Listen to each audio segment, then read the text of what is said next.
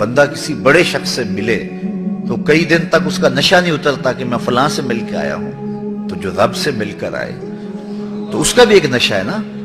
لیکن چونکہ اس کی نظر پاک نہیں تھی اس لیے وہ ملاقات ہی ادھوری رہے گی اس کی،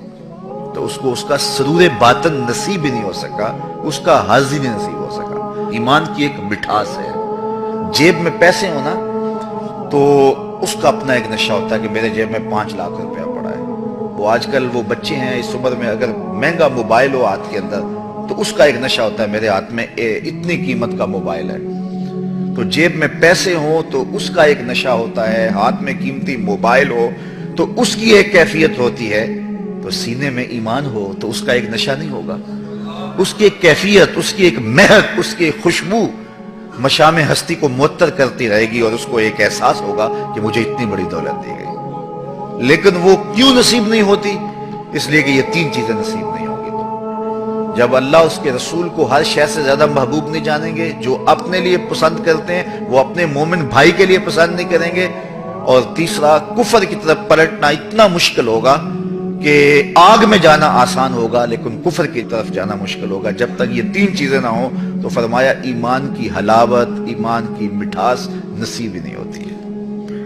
اور یہاں ایمان تو اتنے سستے ہو گئے ہیں کہ ایک اندازے کے مطابق پاکستان میں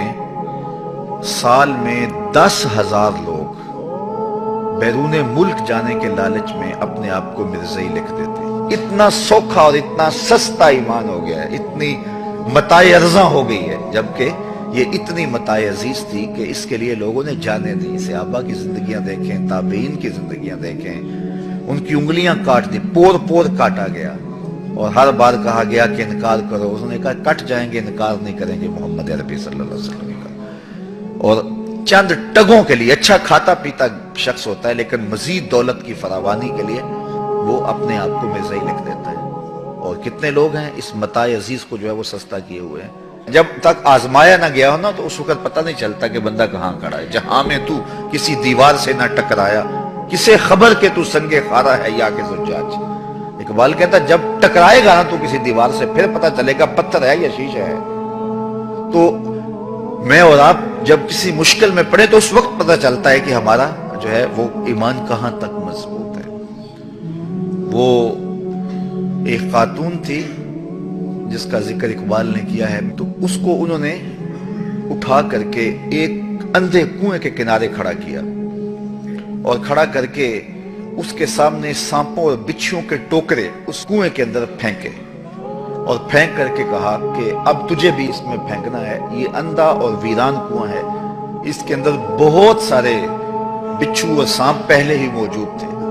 لیکن ہم نے تیرے سامنے اس لیے پھینکے ہیں کہ تمہیں یقین ہو جائے کہ اس کے اندر کتنے سانپ گئے ہیں، تیرے سامنے کتنے بچھو ڈالے گئے ہیں، اب یا اپنے مذہب سے اپنے دین سے منحرف ہو جا ورنہ دھکا دے دیں گے تجھے اس کے اندر۔ تو اس نے کہا مجھے 1 رات سوچنے کے لیے دے دو، تو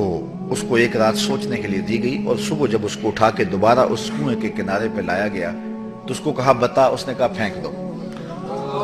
اس نے کہا تو رات سوچا نہیں تھا؟ کہا میں سوچنے کے لیے رات اس لیے نہیں مانگی تھی، میں نے رات اس لیے مانگی تھی کہ میں جو ہے وہ اپنے اندر کو مضبوط کر لوں کہ جب میں اس کے اندر جاؤں گی تو سانپ میرے بدن سے چمٹ جائیں گے،